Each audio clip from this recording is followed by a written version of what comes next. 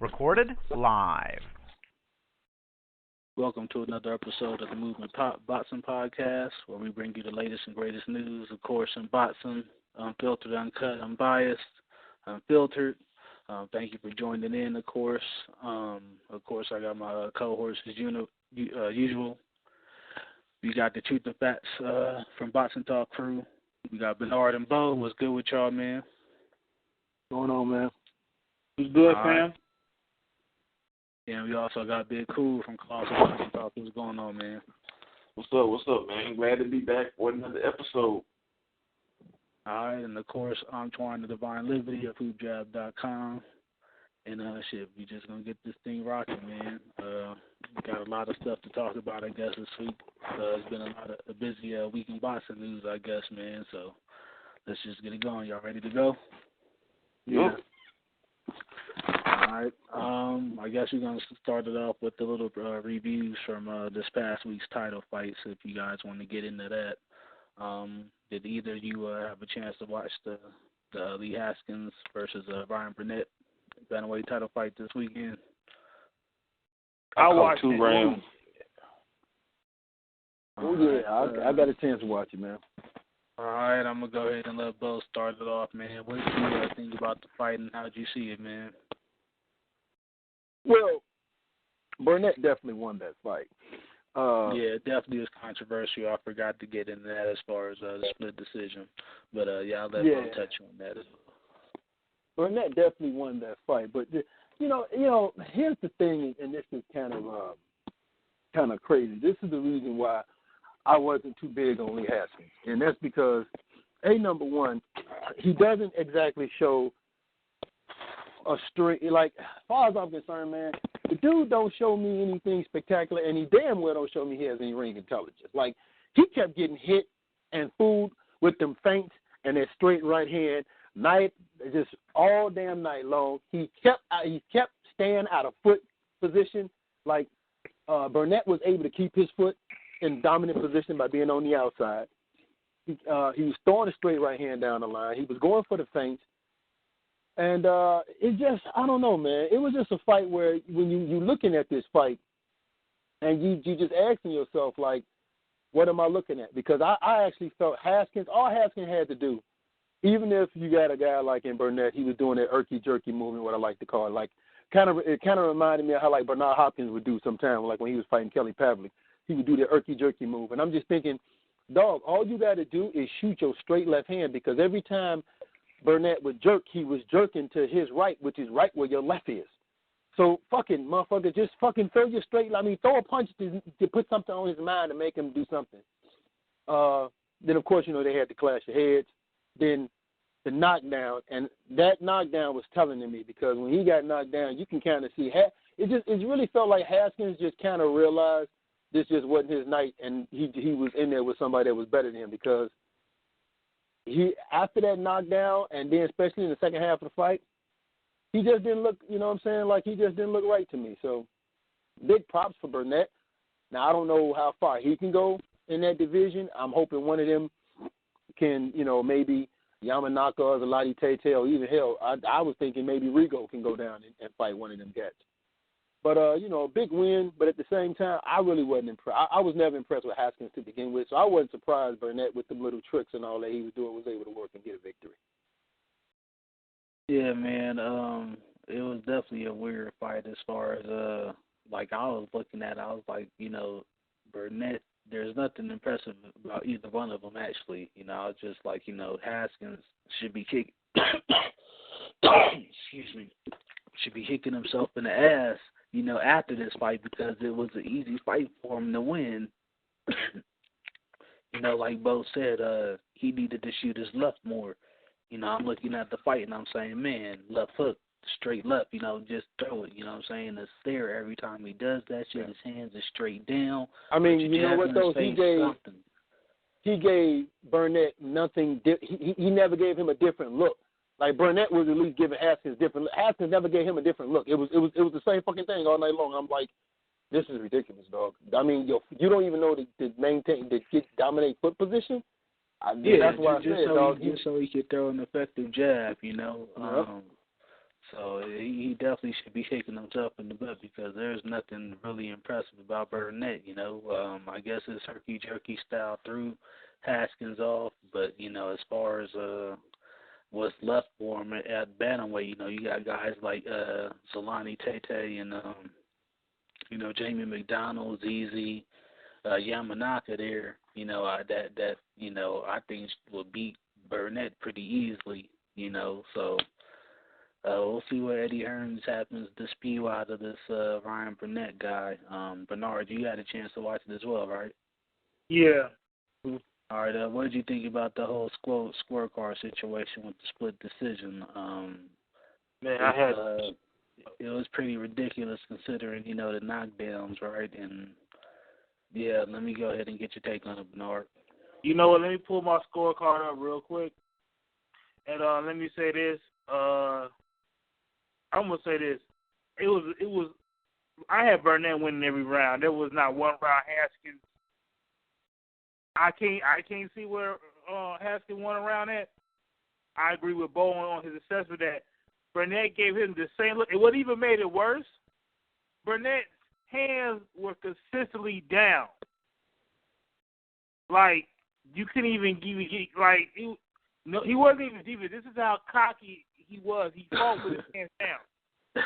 So, my scorecard was 120 to 106 because he scored the knockdown in the 6th round. He also scored the knockdown in the 11th round. So, with that being said, I don't know if you picked up on an article on Boxing Scene for the split decision. Bo put me on it. Heard said one of the judges said he didn't know which one was Haskins and the other which one was Burnett. He got them mixed up.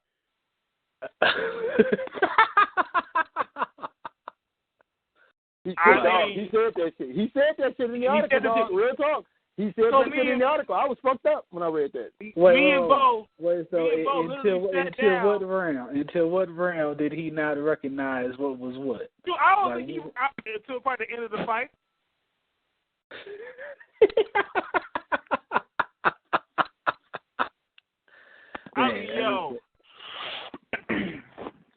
That's got to be one of the funniest things ever, right there, man. Yeah, because you have to really look at it like, okay, it was the American judge, right?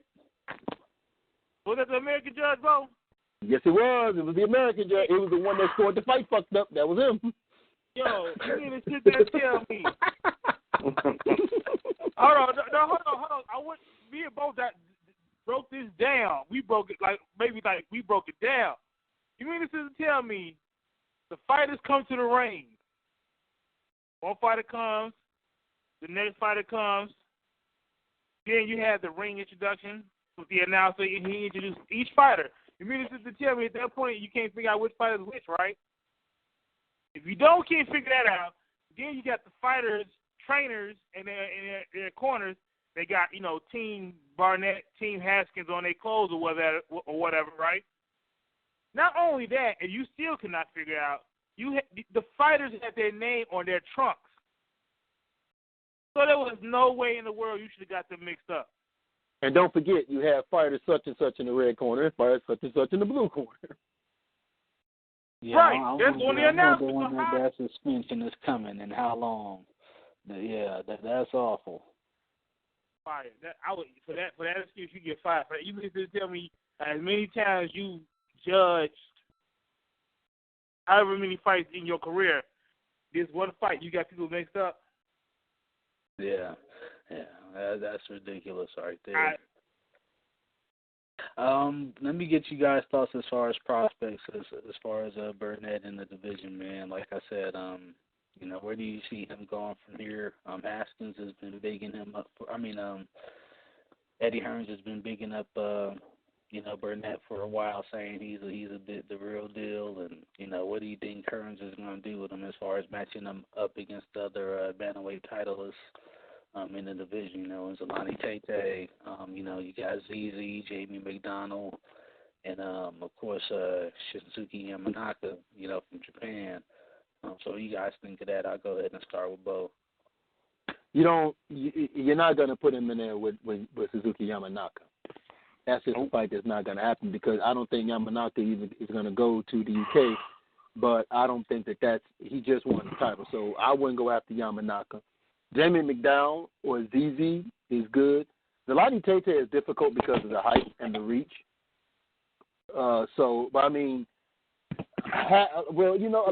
I'm not really that high even on Zlatan, but I think Zlatan Tate would have enough to beat what I saw out of Burnett. Mm-hmm. You know what I'm saying? So I think he had what it to beat Burnett. So I could see Jamie McDowell. I could see ZZ, especially Jamie McDowell. I could definitely see Jamie McDowell happening before anything. That'd be a big fight in the UK. From out there. ZZ, but I know damn well he's not gonna throw him in there with Yamanaka. That's no. That's an L. That's an L the moment that contract is signed. Yeah, I definitely think Hearn is gonna try and protect that belt for a minute and build him up a little bit. But I definitely want to see Burnett fight again because he was lacking a lot of things fundamentally as far as keeping his hands down and stuff like that. So I would like to see him in there against somebody that for real could really take advantage of that. I thought it was ridiculous that Haskins let that go, being that he's a southpaw and had a damn advantage in the fight. You usually don't see things like that happen, but like you said, that's a lack of ring intelligence, and he should be kicking himself in the butt because that's a fight he actually should have won. Looking at it technically, but we'll go ahead and go into our next title fight review from the past weekend, which is one of our favorite fighters, of course, a women's title fight. So they're going to be the highlight review.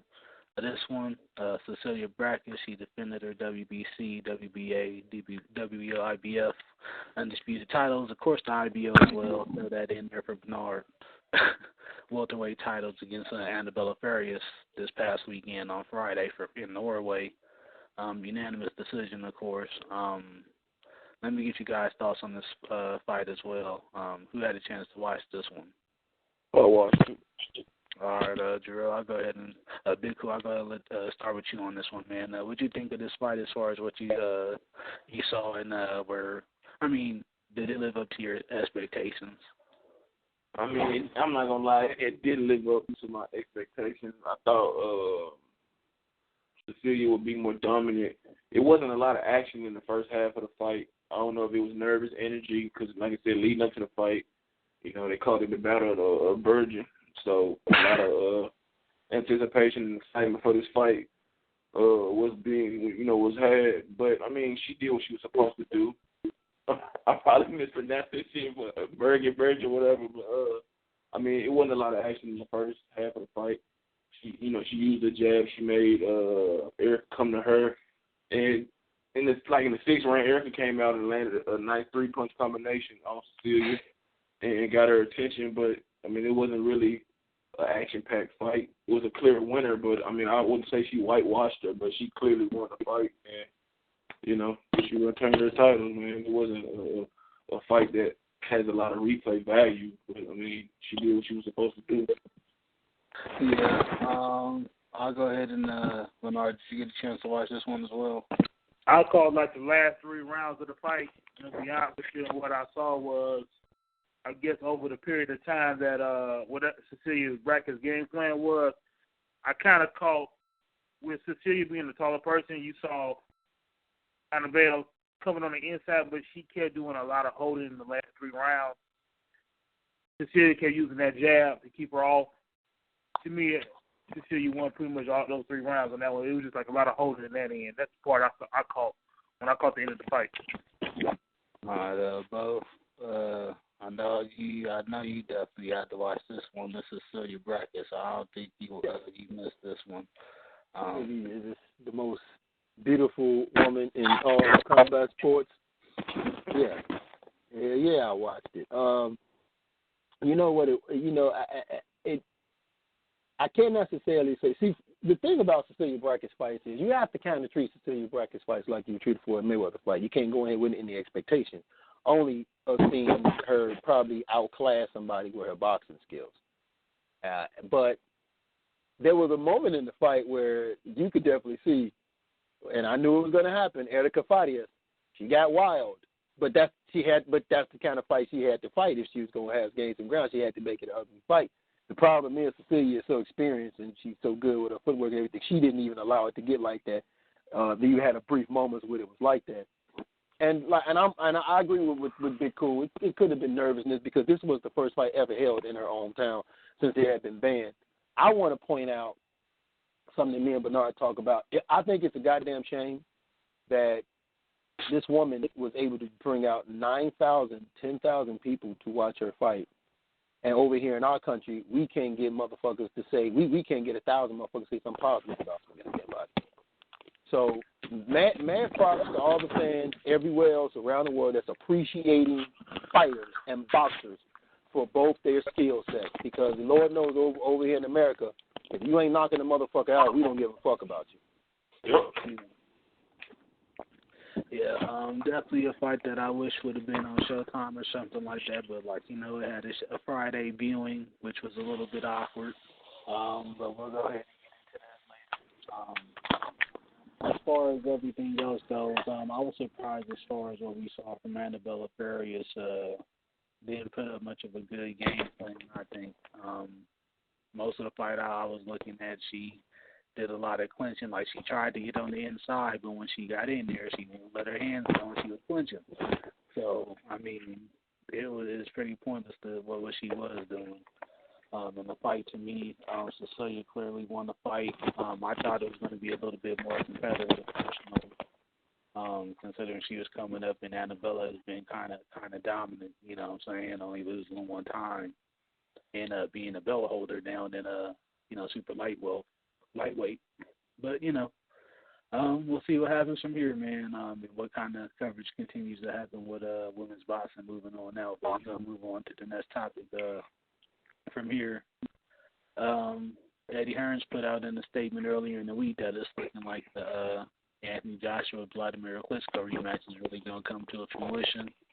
I believe there's an IBF exception granted this weekend. If any of you guys could verify that for me. Yeah, it was. It Okay. was granted. Man, let me get you guys' thoughts about it as far as this rematch goes. Do you guys think it's something that needs to happen? Like the first one, it was definitely a very successful event considering it sold out Wembley Stadium and it put the heavyweight division back on the map. What do you guys think as far as this rematch goes and the thinking of both fighters going to, actually signing this fight and going head forth with it? I'll go ahead and start with Big Cool. I think it's a good thing. The first fight was great. Shockingly, we didn't think we was gonna get that type of action. But it could be dangerous for Wladimir because he took some heavy shots throughout the fight, especially late when he got dropped multiple times. And it's gonna be interesting to see him being 41 years old now, how he recovers physically. Because as you get older, it gets harder to recover. And we know his punch resistance wasn't always the best, and Joshua definitely dented that chin a lot more in that fight, and it was a lot of punishment. But, maybe it'll be as good as the first one, but I doubt it. I think it's going to end worse for Wladimir this go-around. I think it'll end quicker. I don't think Joshua wants to take the rematch, not because of fear or anything. I just don't think he wants to really have to be the one to put even more of a beating on Wladimir, but Wladimir has the right to to the rematch, which he negotiated in the negotiation. So, he believed that he could, beat him, and he had him out, but couldn't finish it in the 6th round. So he's gonna try to do it again. But some telling me that he may not, he may think twice about it and say, I'll just pass and may pursue one of the other champions or another big fight in the heavyweight division. But I feel like if you're gonna do it, you might as well fight the guy that beat you, try to avenge that loss, and if not, call it a day, because I don't see any other champion he could potentially beat other than maybe Parker, just because he has a size advantage and, bigger guy. But all those other guys, Ortiz, Wilder, Joshua, just as big, just as strong, you know what I'm saying? So if he doesn't get it done in this rematch, man, I think it's time for him to call it a career right off in the sunset. But, I think it's a good fight. I think we got a caller on the line. I'm not sure if this is JG or not, but we're gonna see caller East Virginia. Did you have a comment, or are you just listening? East Virginia. Just listening. All right, for sure. Thanks for calling in, man. All right, so I'll go ahead and pass it on to Bo. What are your thoughts as far as this rematch coming to fruition between Wladimir Klitshko and Anthony Joshua? Do you think it's a fight that Klitschko should have taken right now, like Jermall Charlo said? My bad. You're good, bro. Dog, you're killing it, man. You're killing it tonight, dog. Nah, my bad. Like Big Cool saying that, man. It's a dangerous fight considering what happened in the first one, the ending as far. But Klitschko did have a lot of successful moments, so I think he may be going big off of that as well. Let me get your take on it, Bo. I did an interview. Me and you did this interview actually with Uncle James Ali Bashir. And once I get some time, I need to edit that damn thing. But I personally think that he should not jump right away into this rematch. And here's why. That was the best we ever seen. That was the best Klitschko we've seen. It was better than, put it like this, it was the best one we've seen in a long time. It was better than the one we saw against Tyson Fury. And even being that way, he still got knocked down once, and then wound up getting stopped in the 11th. So I personally think this is what you do. You go after Joseph Parker, because the only other person that Joseph Parker will fight outside of Anthony Joshua will be Wladimir Klitschko, because you can get equal to, if not almost the same amount of money if you fight Wladimir. Wladimir holds weight. Wladimir holds cachet, so you'll get some money fighting Wladimir. I mean, of course, you'll get more money fighting Anthony Joshua, but you'll get a nice little piece of money fighting Wladimir Klitschko. So Wladimir Klitschko should go after that. Win that belt, right? If he wins that belt, he should look to either Wilder or Anthony Joshua then to make a fight with them, because it will be even more money and it will be worth something. If he fights Anthony Joshua, because realize he's coming after back-to-back losses now. He lost to Fury. Now he's lost to Joshua. He'll be coming off back-to-back losses.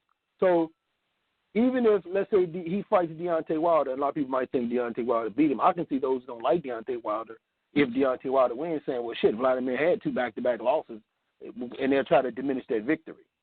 So I think he should go after Joseph Parker, pick up that belt, then look to either Anthony Joshua or Deontay Wilder, because now you're talking even more money, even bigger recognition. Everything will be even bigger because, okay, now you have a title, now you're in the mix. I don't think he should jump right away and go for a rematch with Anthony Joshua. I think he has a better chance of victory, given the way how he fought. He has a better chance of victory against Deontay Wilder, because, like I said, that's the best I've ever seen him look since in a long time, and you still came up kind of short. So that's what I personally think he should do. I don't know yet what he's going to do until I hear from him, because as it stands right now, I know Eddie Hearns is going for like the fight's going to happen. So I'm going to wait to see. But either way it goes, you still got about 3 fights. Like, if he takes this rematch, you're still looking at maybe 2 to 3 fights before we see Wilder and Anthony Joshua. Okay.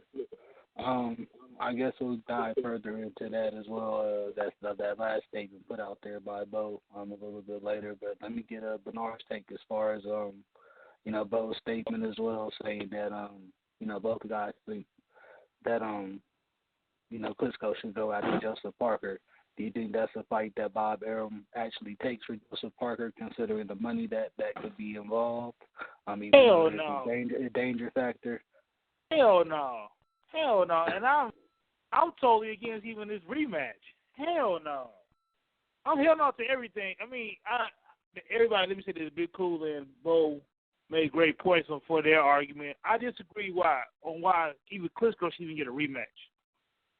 Let's go back. He lost to Tyson Fury. Tyson Fury beat Klitschko. Because Tyson Fury decided to be Tony Montana and go on a cocaine binge and then vacate the belts, then, okay, Klitschko was technically up for a rematch. He got a rematch clause. So in turn, he got a shot against Joshua, who had the IBF title. Then they put the WBA title up for grabs. Cool. I respect that. That's technically somewhat in a way a rematch or a chance for you to get your belts back. No problem with that. Now all of a sudden, you lost the fight. I do agree with Bo about the referee stopping it kind of early because none of the punches was hitting the Klitschko. That part, you know what I'm saying, you could probably give an argument saying, hey, you probably get a rematch for that, but Klitschko, you had your opportunity. It's time for somebody else to step up to get a chance to get a shot at Joshua. Yeah, that's a very good point. Very good point. Because you had your opportunity with you lost your belts against Tyson. In return, because the belts were all over the place, boom, you get a shot, but you was able to get a shot with Joshua. You lost that opportunity. Fall back. Let's not forget, you're like, Klitschko is what, number 3 in the rankings of the WBC all of a sudden after taking alone? Yeah, right? and he's not even in the IBF rankings right now. If he was to face Parker, just throw that out there. I mean, the WBO rankings, just throwing that out there. So, no, you fight you a tune-up or a decent a contender or whatever, fight you somebody that's going to catapult you back into the title picture, right? Because right now, fall back. Let Joshua take on Pulev from the IBF, get him out the way. You need to take on Ortiz, though, man. Ortiz the one get fucked over. Not to cut you off, Bernard, but Ortiz been getting dicked around. No, I agree. Here's the thing about that. The reason why I'm saying get rid of Pulev first is because the IBF and they fuckery with that, they told me against... actually, hold on, Bernard. Let me throw this out there real fast before you go on. I think you're about to go into that a little bit. Let's get your take on the IBF granting the exception for this rematch, man. Because Pulev was pretty adamant saying he was going to go after it. So are you guys surprised about the IBF on the whole thing they pulled as far as their exception granting this rematch? I'll let you go into that, Bernard. Well, I'm surprised with that. Okay, yeah, maybe they made a good enough change from that sanctioning fee from that fight. Maybe they made it say, hey, there's a good chance we can make some more money. So, hey, I'm surprised with that. If that's the case, do that for across the board for other potential unification and undisputed bouts, like the one with Ndongo versus Crawford. That's all I'm saying. Give the opportunity for the fans to see the unification bout. Yeah. Definitely true. That's all I'm asking. They should have had some disparity right there because they just made Ndongo give up his for the same damn shit. And gave it up. They made him give it up. Yeah, Ndongo is actually had to give up one of his straps to make the Crawford fight, man. So it's not going to be for undisputed, but they'll allow this shit for Joshua and Klitschko. I mean, okay, but here's the thing now, but according to a report, they paid some type of filing fee, like $25,000 or something like that. Eddie Hearns paid a filing fee for an injunction to allow him to take the permission by man. But Ndongo was with Hearn, I think, right? Ain't Ndongo with Hearn? No, he got options on No, he does. No, he does. He has options on it. Okay. So he should do the same shit then. Who is Ndongo's promoter? That's the question. And Ndongo has some no-name promoter, actually. I mean, of course, he came out of nowhere, you know. So like you said, Eddie Hearn just has those options, like you guys are saying, at the moment. But, yeah, he should have done the same thing in this situation if that's the case, man, because, like, you know, this is actually a situation where that could have been for an undisputed title. You know, him going against Crawford. But, you know, like I was saying, they made him drop his belt. That's bullshit, man. He let you know who he for. I know Joshua is his top dog, but damn, bro. Be fair. Yeah. Be fair. All right, so we're going to go into our next topic, which is we had the announcement for a fighter we mentioned earlier in the show already, Bantamweight titleist with the WBC, I believe, Shinsuke Yamanaka. He'll be facing his mandatory challenge in Louis, who's also an undefeated fighter.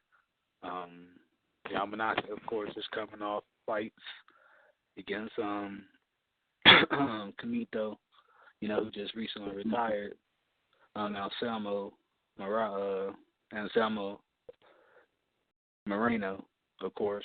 So this will be a mandatory title defense for Yamanaka. Let me get you guys' take as far as this announcement, and if you guys think there's any danger in this fight, of course, going against a young, hungry, undefeated guy, who's known for knocking cats out. I'll go ahead and start off with Bo. Who's Yamanaka fighting again? Louis Nery. That's a. I'm not gonna lie. I actually like this fight. I must say I like this fight. Yamanaka is him and what's his name? Him and what's the boy's name, man? Nery. You talk about the boy. Oh yeah, Moreno, Anselmo Moreno.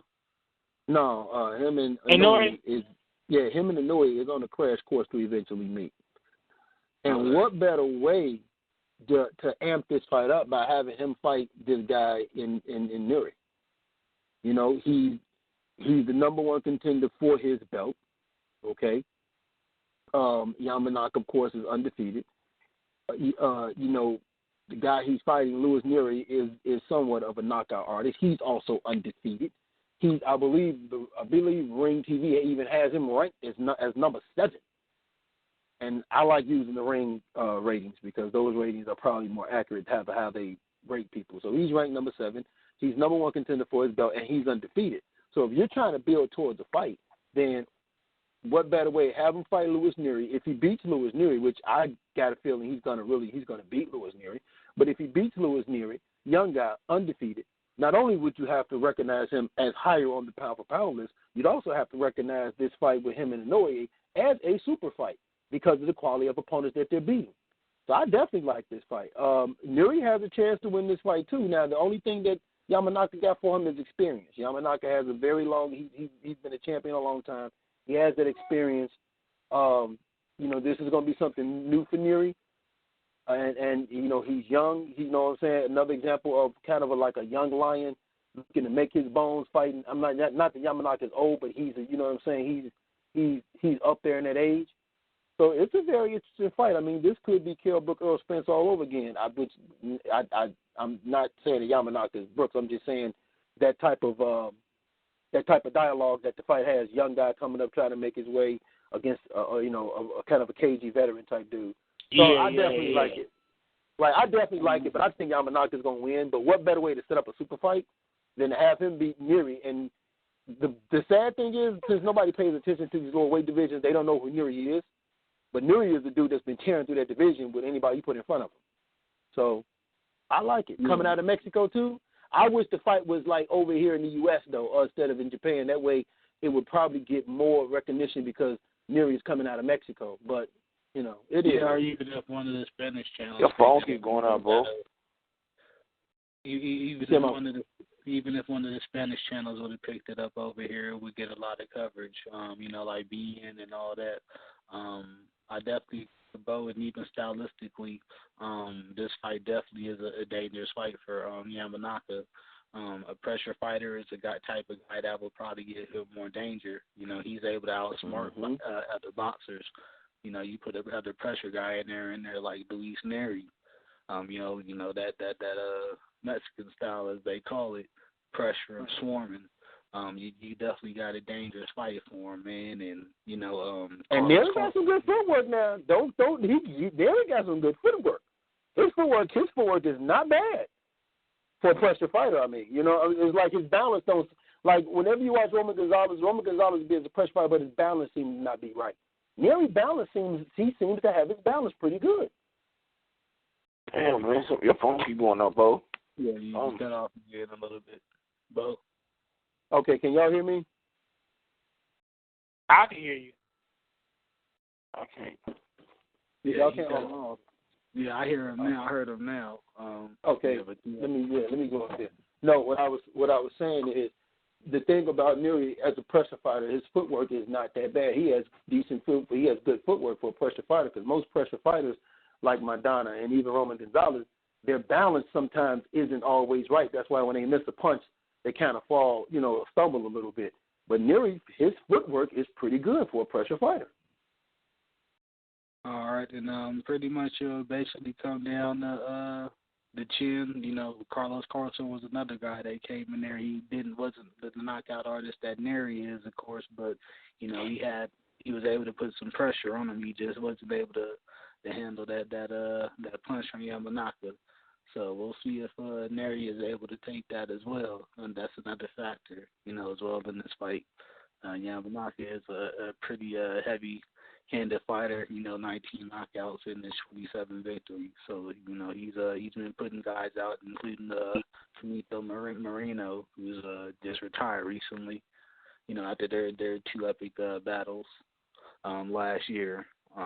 But with that said, we're going to go ahead and jump into our next title, I guess, man. It's a pretty big one.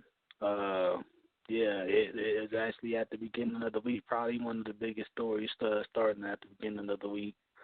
It's looking like the WBO middleweight title fight between Billy Joe Saunders and Avtandil Khurtsidze is being canceled after some charges were brought up against Khurtsidze, some RICO charges as far as racketeering and all that, by a federal judge in New York recently. Let me get you guys' thoughts as far as that whole thing happening, just the shock value with that news from Khurtsidze, and then also as well as the implications as well on the division of the middleweight. Having to bring in another mandatory defense or whatever may be it. We've been seeing in social media about the division. I'll go ahead and start off with Big Cool on this one. Billy Ho dodged the bullet. He dodged the bullet, man. I thought he was getting knocked out come fight night. But, man, first I got himself some fucked up shit. It was true. I don't know what kind of shit he be into outside of boxing, but obviously it's not the regular folk type shit. He fucking hiring people for murder and extorting motherfuckers and robbing them or whatever the hell he's doing, man. It just puts everything, puts shit back, for him and Billy Joe Saunders, because he can't fight nobody until he makes a mandatory defense, because it's long overdue. And we don't know if Khurtsidze is going to be proven innocent or guilty, so he has to write a letter to the WBO explaining why he shouldn't, be removed as the mandatory challenger for the title. And we don't know. I mean, it just puts Leo Sanders in a standstill in his career. And Khurtsidze, he just see how his situation plays out. As far as the middleweight division, I mean, I don't think it's going to stop anything. But they're going to really try to fight anybody of relevance anyway, even though he said that he's still eyeing the Canelo Golovkin winner as the top priority. But like I said, he can't fight nobody unless he's going to vacate the WBO title, unless they give him another exemption just because Khurtsidze been fucked up badly and let him, defend his title against somebody relevant, because Daniel Jacobs went on Twitter and volunteered to, step in place of Khurtsidze. But we know, as good as it sounds, that's not easy, because Jacobs is a big name in the middleweight division, coming off arguably, a fight that he should have been awarded the decision. So, you can't just put that fight together like that. You got to negotiate it, give it a fair deal, the proper promotion. And I'm pretty sure HBO or Showtime would have been interested in that fight. So it puts Billy Joe Saunders, career at a standstill. And as far as the rest of them. And I was actually reading something saying where Khurtsidze would get no bail. Like he has no bail option. So, I mean, his ass is in there. I mean, until they go to trial. So I don't think even with a letter, they're going to allow him to stay.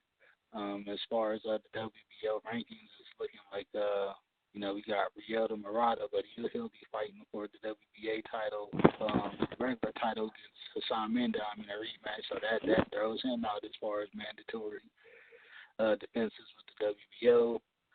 The next two on the line are David Lemieux and, of course, Rob Brandt, who's trained by Derry James down in Dallas, Texas, in the WBO rankings. Let me get you guys' thoughts as far as a possible David Lemieux match, since he's the next runner-up with the WBO.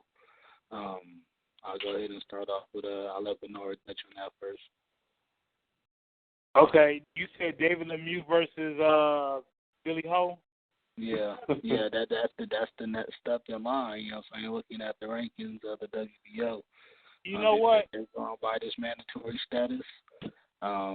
Yeah, David Lemieux would be the guy that he technically has to fight.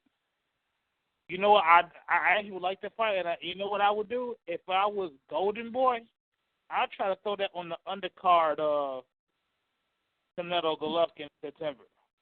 Yep. Makes sense. He'd be the biggest payday, maybe the biggest payday for Billy Ho. So he might as well take it as a chance. Because to me, if he does, if he fights some lower tier contender, it's just like, damn, you're babysitting that belt. I mean, you holding that belt like a sissy holding a bag of dicks. You know, real tight too. You know what I'm saying? No homo. So, with that being said, no, I would love to see him fight David Lemieux, and love to see David Lemieux crack his ass right there in Las Vegas. It's just plain and simple, man. You know, as for like right now. You actually make a good point, Bernard. Billy O's been looking for a big money fight. He's done this on the undercard of Canelo Golovkin and a setup for another unification. I mean, that's a big. That'd be a huge thing. That'd be a huge night for boxing, in the middleweight division in particular. That's what I'm gonna use this as an example. That's what they're doing with the Chocolito fight versus his rematch, and on the undercard they're trying to throw the Quadras versus Estrada fight. Mhm. Why not?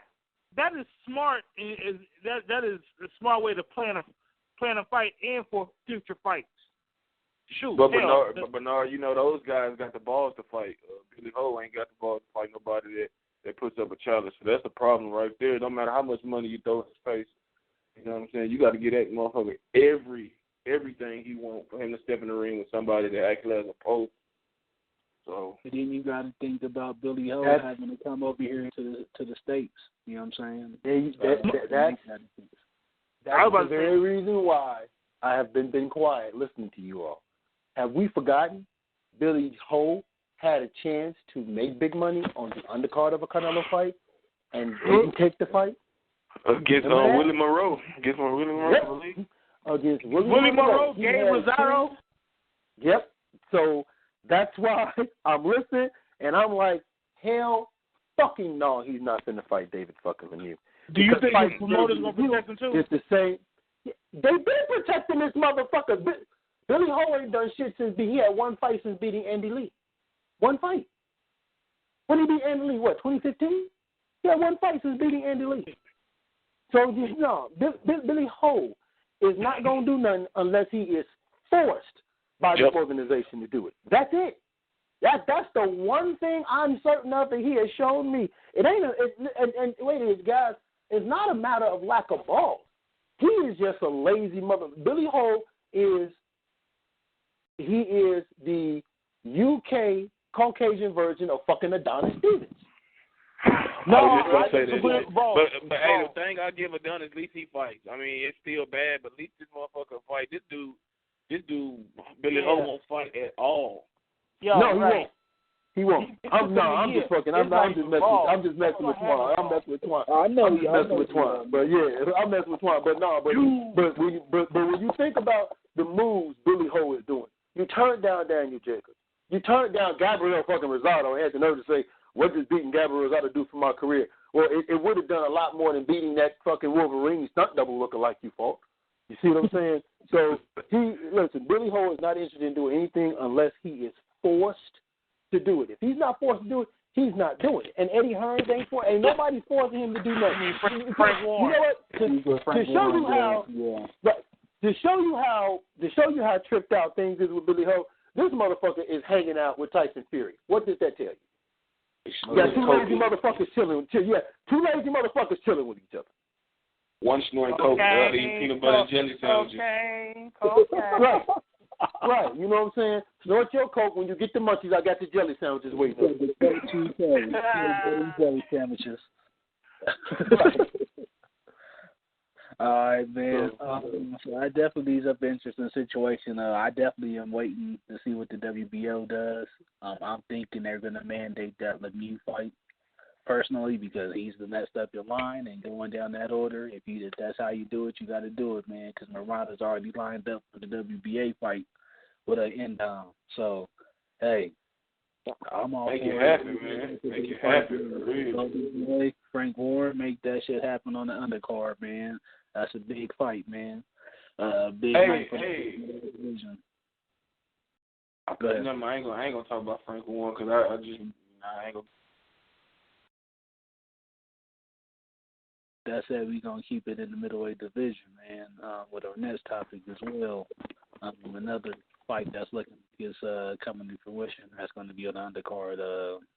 I'm not sure what undercard they were talking about announcing it for, but Jermall Charlo, sorry about that.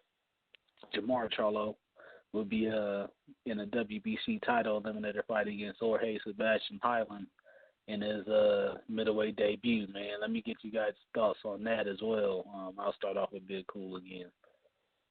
Man, they targeted that fight to be on the undercard of Broner versus Garcia, so I don't know if that's gonna happen or not. But I mean, this is for the right to face, be the mandatory for the winner, Golovkin Alvarez, and Jermall made it clear that he could beat both of them, that he would beat both of them. He should beat Jorge Sebastian Heiland, who hasn't really looked that good in his fights. I mean, he hasn't fought anybody, worthy of being mentioned in the longest of times. I know he was in the running to face Cotto before Cotto selected Daniel Gill, but Jermall should run through him if he prepared and take him serious.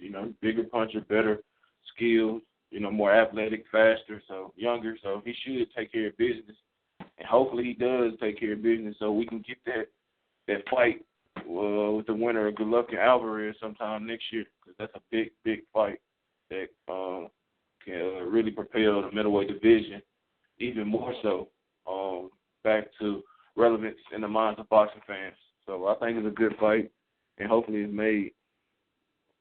All right, I'll go ahead and pass it on to you, though. What do you think? I like the fight. I said this before. What this fight actually does, in my opinion, based on who wins Golovkin and Canelo Alvarez, could be looking at the next WBC champion. Because if it's Canelo Alvarez, he made it clear he don't give a shit about that WBC belt. So that WBC belt, if he wins, he may drop that WBC belt. So then now you got a belt that'll be vacant because, he don't give a shit about that belt. So if Canelo wins, he might drop that motherfucker and then they'll have a fight for that vacant belt, which would be fucked up because then you won't have a unified champion and, you will be dealing with that bullshit. But I like it because when you look at Jermall has shown us over these last couple fights, he has the attitude, he has the skills, he has the potential to be a player at 160. And they must feel confident in him at the WBC because he's coming into the WBC. His first fight is a title eliminator. Mm-hmm. His first fight, title eliminator. So that just tells me that they know, listen, all these other motherfuckers we got in our ranking system is just some bullshit. So, let's go ahead on and spice things up because we got a solid guy coming up from 154 to 160 that could make some noise in this division, which is what I'm like Big Cool said, I'm hoping that happens also. So I actually like the fight. I definitely think Jermall, this should be a fight where Jermall show us what he has and what he's ready for because he always was kind of big for that 154. He was struggling to make weight. As a matter of fact, I think it was Bernard that pointed out his last couple fights he kind of didn't make weight. The only one he made weight for was the Julian Jackson fight. But I think there was a couple fights prior to that. He came in maybe 2-3 pounds overweight, over the 154-pound limit.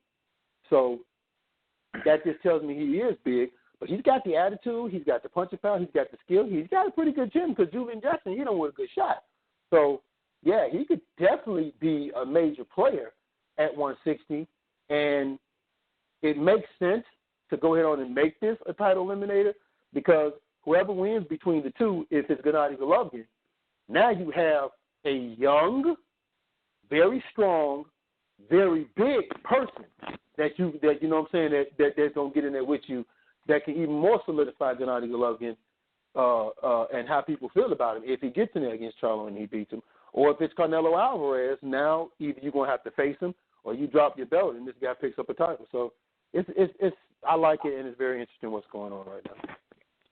All right. So I'll throw out a couple other scenarios for Bernard on this one. So we'll put out there that say Canelo actually wins the fight against Golovkin in their title fight, their super fight in September.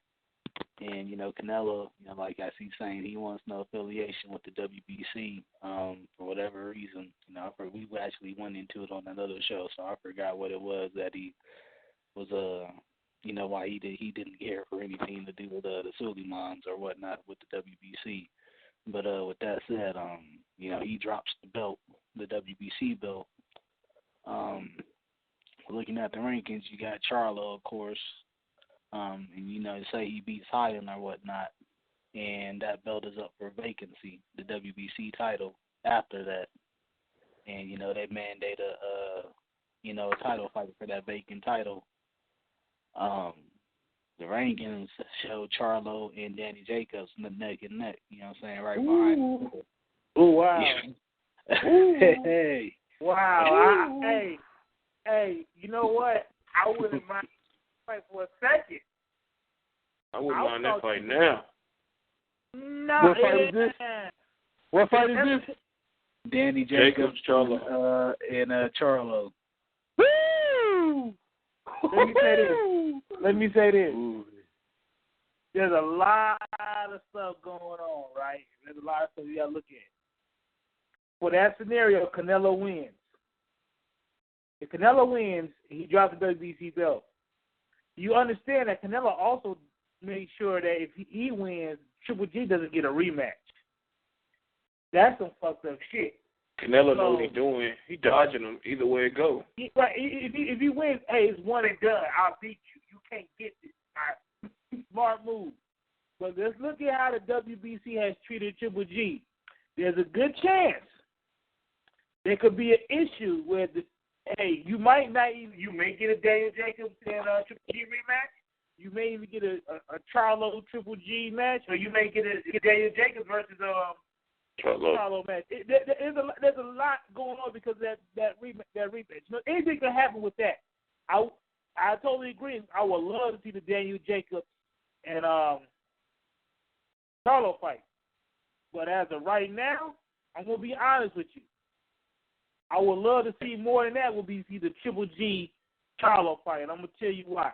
Well, if Triple G was to win, or even if he's losing, then get the title eliminator, get the match for the vacant belt, I'm going to tell you why. If Charlo wins, that catapults him to villain. Complete villain. I'm telling you, him and his brother are the villains right now that nobody really be paying attention to. And I'm looking at the motherfuckers. If they keep going with their cocky asses and their undefeated streak, they're going to be catapulted to the point of, I'm not going to say this yet, but they're going to be up, I'll put it like this, Broner status as villain. Not necessarily Mayweather status, but Broner status. So they're going to become the most hated motherfucker more than Broner. They got to start doing some stupid shit then. No, it ain't going to be the stupid shit. It's going to be, well, you already saw the fucked up shit. Well, yeah, any press conference with them is going to be live as hell. I'll just tell you that now. You know what I'm saying? I've covered 2 of their fights, and it's they definitely keep popping. So look. All I'm saying right now, this whole thing, watch for Jermall Charlo to be the new villain in boxing. Mark my words, and his brother's going to be the second one. Man, do you guys think his power translates up to the middleweight division? You know, that was one of his big things at 154, but at 160, you know, he'll actually be in his natural frame, you know, probably. Do you think that power translates up? You know what I'm saying? Because you don't see that happening with everybody. He look like I think his power will be there. Yeah, I think it translates up enough for him to be effective. Yes. I definitely think it because when you think about it, the only guy that has that like supreme punching power is Gennady Golovkin. Now David Lemieux has punching power, and we know Daniel Jacobs has punching power. But I definitely think Charlo's power it's enough to be effective. It's I put it like this: I guarantee you ain't nobody gonna want to take a flush one from his ass. Yeah. But I worry about it, you know, when he get hit by some guys that like just as big as he is, how he gonna react. Mm-hmm. You know, that's what I worry about the most. And hopefully, you know, he just continues to develop his all-around game and not rely on power. Because it don't matter how good a power puncher you are, you're gonna find that one or two guys that just won't go down. It just won't. You can't knock out. You know what I'm saying? So.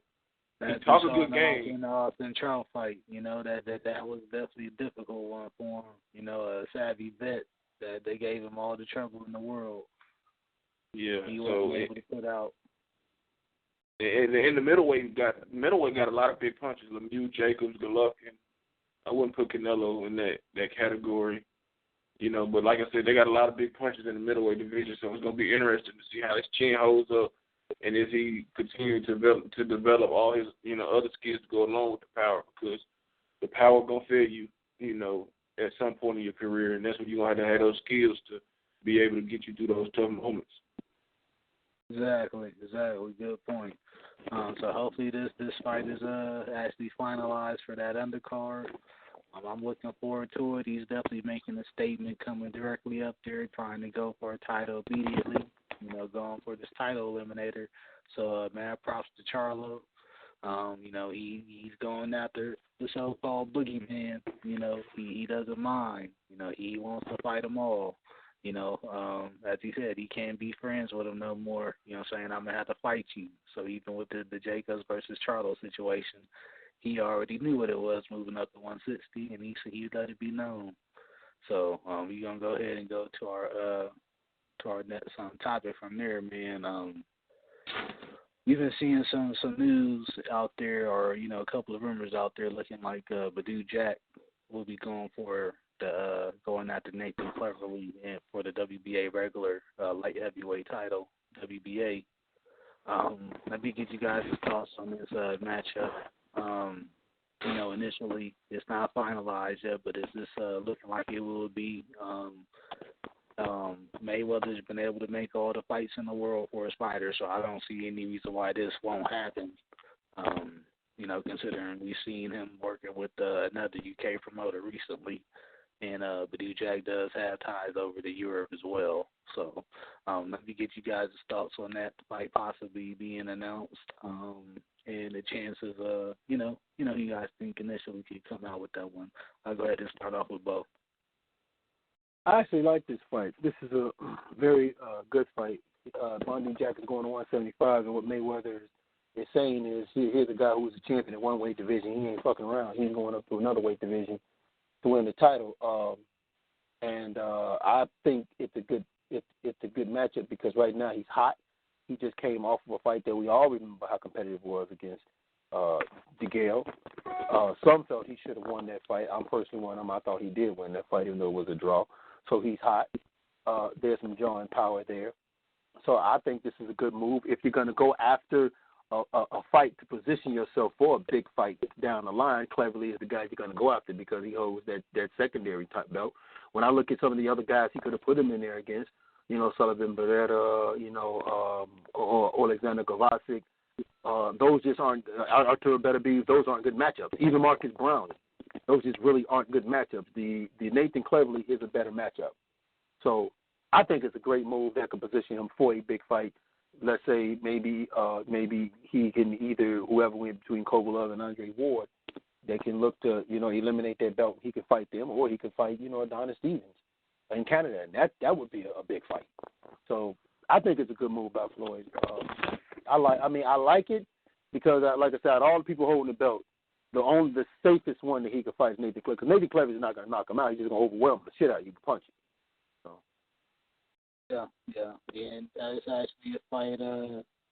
Depending on how Badou Jack's power translates, we can see, him actually stopping Cleverly, who has been out before a few times in his career. I'll go ahead and pass it on to Big Cool as well. Let me get your thoughts on this fight initially. Man, it's a good fight. Cleverly comes to fight. He's not the most responsible fighter in the ring.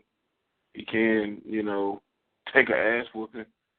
And I think Badou Jack is still getting better and better, even though I'm with Bo on his assessment. I believe he beat James DeGill back in January, and I think he should beat Cleverly as well. He's constantly improving, and he just knows himself as a fighter. He rarely gets out of character. He might be a simplistic fighter, but the things, he's good at, he's perfected, and you can tell he's still getting better, and he's learning there. And just taking that knowledge on the Floyd Mayweather, his experience seriously. So I think he should win this fight, but you never know, man. Boxing is a crazy sport. But Nathan Cleverly has been out of the ring, for a while. He's supposed to fight, what's the guy in the rematch? I think. Roman. Yeah, he's supposed to fight him, but, the negotiations failed, so he's been out of the ring since last October. So, that's got to take that into, account. And when this fight, happen, I don't know if it's going to happen on the undercard of Mayweather McGregor. That fight happens or what? But I think Badou Jack should win this fight and win it easily. Or not easily, but win it comfortably where there's no controversy, because controversy follows him. Huh? I disagree, but I'll let you finish your point. I just say controversy follows Badou Jack in terms of, him getting either a draw with Butte, which he shouldn't have, and, a questionable draw. I haven't said questionable draw with, DeGill, but he's always in fights as closer than it should be. Not his doing, but that's just how the judges score the fights. But go ahead, Bernard. I want to piggyback on what I think 2K said this. I could be wrong. Badou Jack's defense could play into the effect of the decision that comes out for that fight. Now, we all know Badou Jack is a high guard, peekaboo stance, defense.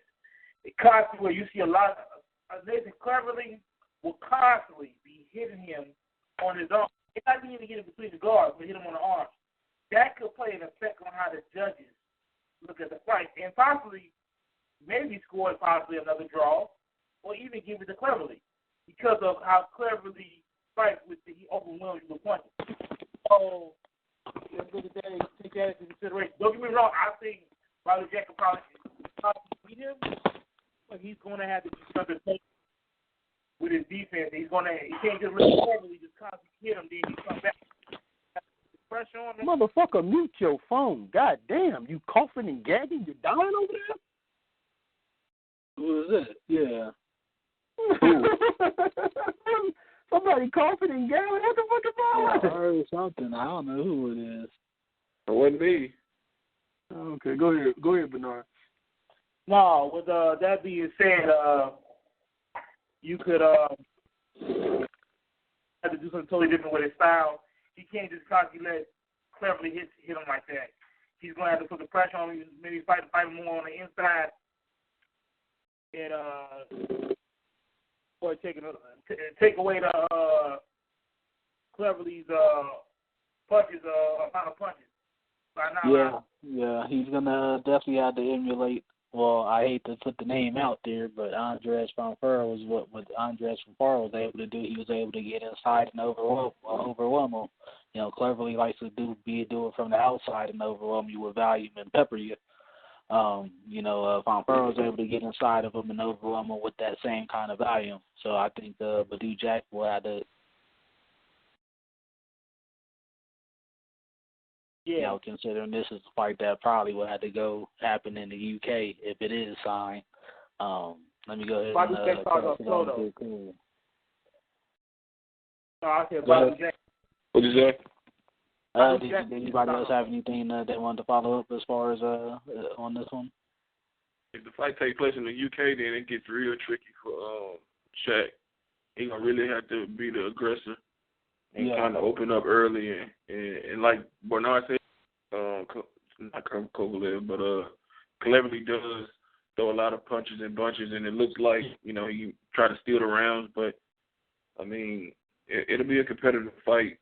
But Badou Jack gonna have to come open up early and often to get a good lead, because over there in the UK he could, you know, be on the wrong side of a decision. So we just have to got a question on this one. I got a question for y'all. Hypothetically speaking, Jack wins, where does he go next? If Jack wins, Adonis Stevenson. Yeah, Adonis Stevenson or Andre Ward. I'm thinking they'll go with the whole Heyman route, though, you know, and keep it in-house. Go with Stevenson, you know, a big fight. And that's something that would, you know, people would, you know, people say that he needs to fight to legitimize his career, you know, but Badou Jack fight definitely would with them. You know, as we've seen them with the WBA, though, when Jason Sosa tried to unify with Lomanchenko, they made him drop his belt. So I don't think it would be for unification or anything. So that's another thing to think about. And throwing in that factor, I mean, Andre Ward would be the next guy that you had to go after for if you're looking for a big payday. Of course, you know, you would have to go after him. So, I mean, I'm thinking that's possibly what will happen considering what the WBA did. But, I mean, as we've seen with the IBF granting the exemption and not doing it for Ndongo, I mean, shit, you never know what the hell these WBA, these organizations are going to allow. You know, depending on the person. It seems to go on a case-by-case basis. Okay. Man. I feel it. I would love to see a consolidation match between Jack and Ward, but I can also see how what you said with the Heyman route. I would see that being the first thing, but if whoever wins, that could be a good way. And then we put it like this in the scenario: Ward beats Kovalev, fights the IBF eliminator. Man, Stevenson beats the winner between Stevenson and Alvarez versus Badou Jack. Once they done over here, the winner of that will basically fight the winner of whoever wins against Ward. You know what I'm saying? So that's a potential another unification bout within a lightweight division. I like to see. Yeah, so we'll definitely keep our eyes tuned out and see how this plays out, man. Some interesting fights that could be lining up in the light heavyweight division outside of Andre Ward and Kovalev still. And, you know, of course, we got guys like Bitterbees and Barrera, you know, still coming up and doing their thing. Avtandil as well, who's another, you know, young gun that's doing this thing early. You know what I'm saying? Only got like 11 fights, you know, Eastern Euro block cats. So, I mean, man, it's a lot of interesting fights that can be made at 175 outside of Kovalev and Ward still, and we'll see how things pan out with this one. We're going to go into our next topic.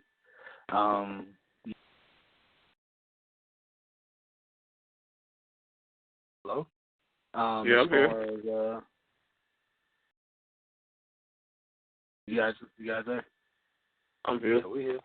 Okay. It's a fight, a rematch that you know, boxing fans have been clamoring for as far as Orlando Salido and Lomanchenko. You know, people saying Lomanchenko has Salido problems, even though he's improved overwhelmingly since you know, that fight. With that said, it's looking like that's another fight that won't come to fruition due to the high guarantee of Lomanchenko. So I just wanted to get you guys' thoughts as far as I mean, we're seeing. Hold on. Let me say this. Explain to everybody the high guarantee, because I don't think a lot of people are aware of Lomanchenko's guarantee. And the reason why I say that is because, like, and I have this argument all the time, and I say that what Bob and them do is, like with the guy he was going to fight, Jermall Charlo. You made an offer to Jermall Charlo of something around, from what I was told, it was like $200K. Okay, this was what I was told by somebody who, you know, who's pretty glued into what's happening. But we didn't hear no rumors of it. But I always say that they only tell you that these guys don't want to fight, or we made an offer and they rejected the offer, so they must don't want to fight. But they never tell you how much they offered them. And we know why, but I think a lot of people don't understand why. And I say to people like, listen, you know, this is a game that Aaron plays. He'll make an offer that he knows is a bullshit fucking offer. Then he'll come up and say, oh, you know, motherfucker don't want to fight. Yeah. I mean, this is definitely a tactic we've seen a lot, and we pointed out a lot of times. I mean, even when it came to the Nicholas Walters fight, you know, he ultimately had to settle for a lower amount than the first one because of a higher guarantee for Lomanchenko. And, you know, I'm guessing it was a money grab for him at the time, even coming off a year layoff. You know, the motherfucker needed the money with a new baby, you know. Shit, take it. So he ultimately had to settle for a lower fee than the first offer, you know, even taking that fight. Initially in Lomanchenko's career, he had a $750K guarantee per fight. You know, that even you know, played a factor into a lot of negotiations, you know, in all of his fights leading up to now. And I think his guarantee may have went up since then, honestly, considering his popularity is growing and his viewership on HBO. So, I mean, it definitely is a hurdle in a lot of negotiations with him. And, you know, Toledo said, you know, shit, I want to get paid. He didn't get paid for the first one. I'm definitely getting paid for the rematch, especially coming up after winning, you know. So, I mean, they're not happy with the offer that's being put out there. And I definitely want to put this out there for you guys to get you guys' take. I'll actually start with Big Cool and then let Bernard finish it off. We've been hearing rumbles as far as Bob Arum launching something to get away from, you know, the networks in general, you know, from HBO and Showtime. I'm not sure how much you guys have heard about it, but it's just been a rumble as far as that. So how do you think that will play in the future negotiations with everything, even with this Lomachenko-Toledo rematch that everybody, you know, wants to see? Go ahead, Big Cool. I think it'll play a big part. Depends on the type of deal, the type of money they're willing to give Bob Arum, because his stable is thin. It's not like he's coming to the table with a deep stable of top guys like Al Heyman did, where he has plenty of divisions just loaded, you know, and they all are under him or people who are close to him. So it all depends on how much money they're willing to give, how much they feel, you know, strongly about, you know, Lomachenko, Crawford, and whoever else Top Rank considers, you know, potential cash cows. So until we get the information and find out what the number, you know, the money number that you know, Lomachenko has went up, we won't know. But I think that they should, you know, give Toledo, you know, a nice paycheck, because, like I said, we want to see the rematch. Just because Lomachenko has gotten better doesn't mean he handles Toledo like we think he does, because styles make fights, and certain fighters just give you problems in general, no matter how good you are or how much better you are than them. So I think it all depends on the networks or whoever he's coming to a deal with, you know, how they value his fighters, and the action price of Bob Arum, who, you know, can, you know, ask for a lot. And right now he doesn't have that much to work with other than just his name and, you know, Lomachenko, Pacquiao, and Crawford. So, and maybe Valdez. So it'll be interesting to see how the networks view his fighters that he considered, you know, the best. So we just have to wait and see. All right, I'll go ahead and pass it on to Bernard, man. I mean, just your overall take on everything. Did this, I guess, as far as negotiation issues, do you see this is going to be a continuing issue in Lomachenko's career, even if he tries to make super fights moving up, and with Bob Arum looking to make a move off of HBO? I mean, as far as what we're seeing. Let's be honest. As of right now, Bob Arum needs HBO in order to push Lomanchenko and all his other fighters. The problem is Bob Arum also needs to let go of the in-house shit he's doing, or fighting fighters that can give Lomanchenko a challenge. With that being said, Bob Arum is talking shit. He's maybe trying to call HBO bluff, but at the same time, HBO is like, yo, you got Lomanchenko here. We want to put. In order for us to pay you and him more money, you're going to need to give us more top level fights. More fights against top contenders within his division. And with that being said, they're holding Bob Arum accountable. Bob Arum doesn't like that because Bob Arum likes to be in control. That's all it is. This is the power of control. Arum is basically saying, like, when he made that statement about Showtime, they don't want boxing. You don't want boxing, but here's the problem with that. All people pay for a top-ranked stream to see Lomanchenko fight. Yeah, and Bob Arum has definitely said he doesn't care for HBO right now because under their new management structure, they won't actually be involved in some of the matchmaking. You know, Bob Arum was like, I'm the promoter. I'm not going to let a network tell me what fights to make. You know, which is, you know, sometimes I think, you know, the networks want the biggest fight possible. They should have some kind of say-so in that, which may be a reason why HBO's relationship with Arum and Top Rank has been declining recently. Juan, let's look at this. When HBO re-signed Ward, they basically was like, hey, the fight we want to see is you versus Kovalev. So you got to fight these two bouts to get the Kovalev as your third bout. Now with Kovalev, I can see them getting involved in it. It's like they want to get, if we gonna give you this money, we want to get a return in. It's like this is nothing but an investment. HBO is investing in these fighters and these promoters on behalf of their network. They want to see some return. It's a business. Let's be honest. They got a business to run. HBO does. In the way they have a right to be saying, you know what, there should be an inflow for fighters. I mean, it seems kind of crazy that they should be, but they make their money off their ratings. Or whatever, I don't know. Let me say that. I take that back. Yeah. HBO make their money. Well, I'm pretty sure how they make their money. Part of maybe does come in ratings. So you get high ratings to see Lomanchenko versus maybe a Mikey Gunn. He's an example. That's gonna be a highly rated fight, more than a Lomanchenko versus Jason Sosa. You feel me?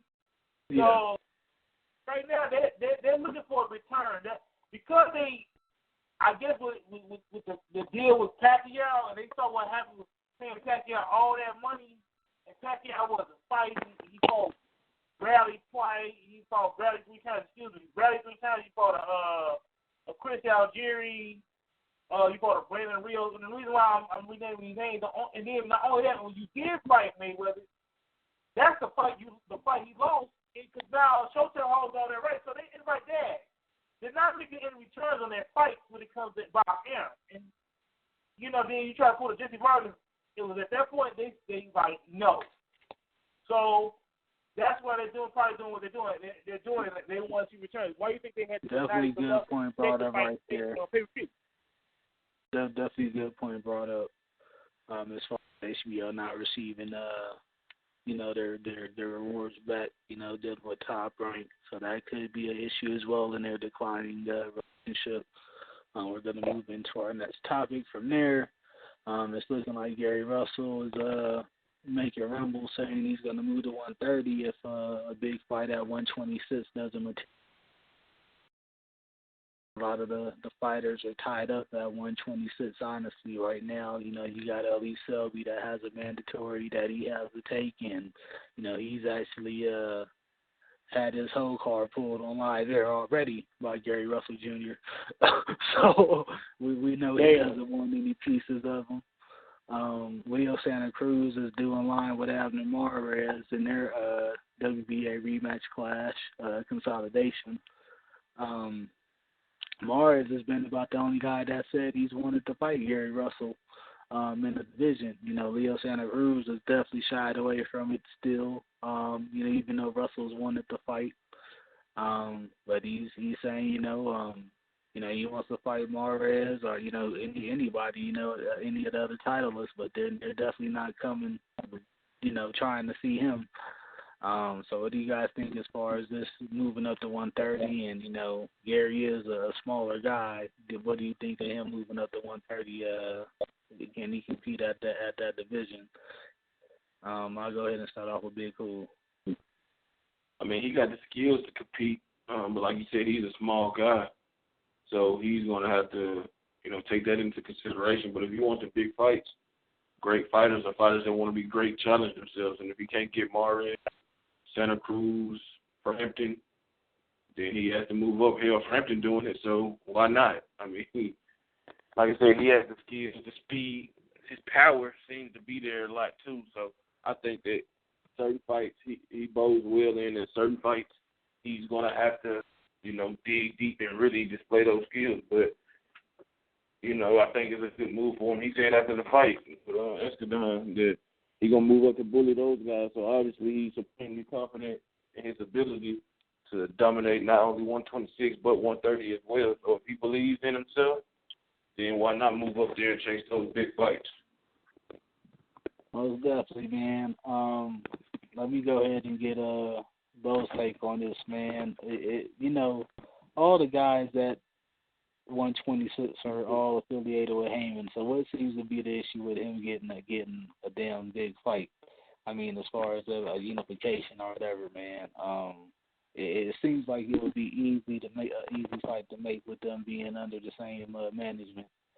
But it seems like it should be, but that's not always the case. Look, the one thing we've come to learn is it don't matter who you with, who your promoter is. It's about who's actually willing to fight you. That is the one thing. I mean, we see this all the time. Who's actually willing to fight you? So, yeah, he should be able to get a unification of some sort. Actually, one of them should be looking to fight the other person. But it don't seem like any of them outside of him is willing to do it. Now, him going up to 130, I actually like it because he's been saying he's gunning for Lomanchenko. So if he actually does this and goes up to 130, then I like this move because that means that, yeah, he's very serious about going for Lomanchenko and a possibility he's going to be going for Lomanchenko. So it's a good fight. It's definitely a good fight. And, I mean, it's a good move. It's definitely a good move. But I'm with you. Like, there should have definitely been more unifications at this division. It's just ridiculous, man. Yeah. I don't know what's holding up. Even, you know, Selby and Frampton, they can't seem to fucking get something going, and that would be a big ass fucking fight over there in the, you know, in the UK, wherever they did it. You know, so I mean, they're definitely a division of guys that seem to be definitely, like I said, Mares seems to be the only guy that's willing to fight Russell. Oscar Valdez, I think, has made rumbles of saying they'll fight Gary Russell, but I don't think Bob Arum is too destined. I mean, too interested in making that fight happen, considering Oscar's last performance against Mariaga. So we'll see what happens, man. I definitely love to see Gary in another big fight, though. You know, considering, you know, people still are still skeptical. You know, he needs a big guy on his another big guy on his resume as well. I'm guessing, you know, other than Johnny Gonzalez. You know, he's putting up an impressive knockout streak. That's my guy right there, man. So I'm definitely happy to see his success. And 130. He definitely can compete skill-wise, you know, with his speed, and, you know, if he has any kind of power that would carry up, you know, a couple of pounds up to 130, he definitely could be dangerous for a lot of the guys up there with his skill set and mental ability in the ring. So, I mean, we'll see what happens. With that said, I guess we'll go into the next segment, which is something we do weekly. Bernard does the Fuckery of Boxing Award. What you got for us this week, man? Actually, I'm going to throw a wrench in that one. I don't have nobody for that award unless y'all do. But the thing I want to speak on today, real quick, just a real quick second. On Netflix, there is a documentary that's coming out called Counterpunch. I think everybody should check that out. It looks like it's going to be a real good documentary. Basically, it's following 3 fighters. You have Peter Quillen, the pro fighter, the contender. I believe he's more of a contender. Then you have they're following an amateur fighter. I forgot his name. Then you following an up and coming prospect.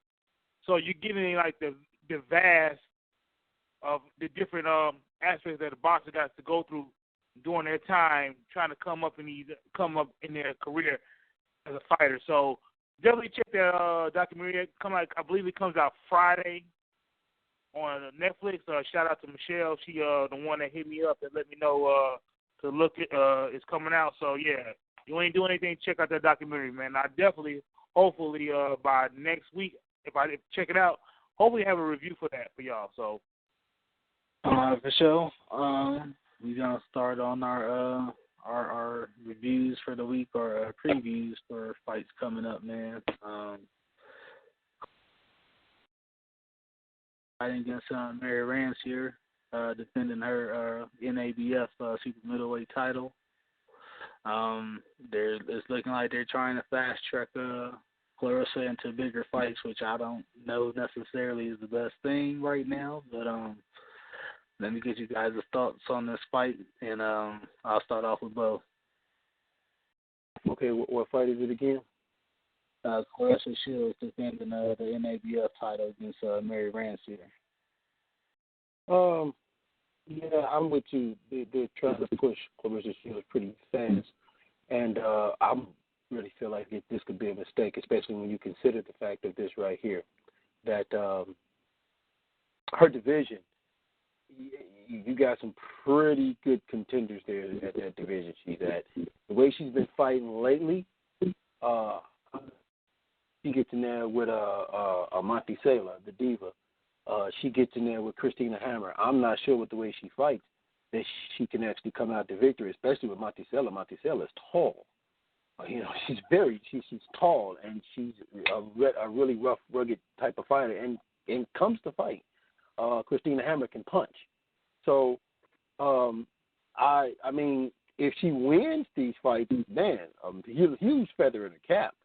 But it's just, I actually think they should kind of, pump the brakes a little bit and let some of that her thin out itself a little bit before they throw Claressa Shields in there. Like, let her get at least to like 6 or 7 fights, and then start making these kind of moves. But I mean, if she can do it and they feel that she can do it, then hey, you know what, more power to her, go for it.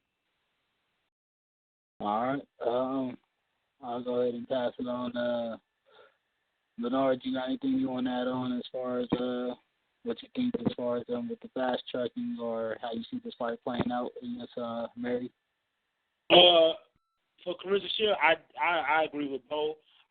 My take on it is I believe because she's a 2-time Olympic gold medalist winner in the Olympics, that's the reason why that fast tracker is like, he's pretty much fought almost every style you possibly could think of, just hypothetically speaking on her management or whoever that's pushing her.